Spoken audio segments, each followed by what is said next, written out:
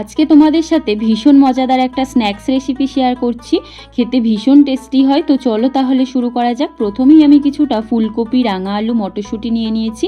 মটরশুঁটিকে মিক্সিতে একদম হালকা ঘুরিয়ে নেব। এখন গ্যাসে কড়াই বসিয়ে 1 চামচ সর্ষের তেল দিয়ে একটু কালো জিরে, সামান্য হিং, কাঁচা লঙ্কা কুচি, গ্রেট করা আদা দিয়ে অল্প ভেজে কেটে রাখা ফুলকপি, রাঙা আলু, মটরশুঁটি দিয়ে লবণ, হলুদ, লঙ্কা গুঁড়ো দিয়ে একটু ভেজে জল দিয়ে শুকিয়ে যাওয়া পর্যন্ত রান্না করে নিলাম।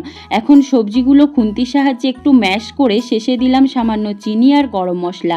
পুরটা রেডি করার পর 1 বাটি আটা মেখে রুটির মতো বেলে নেব।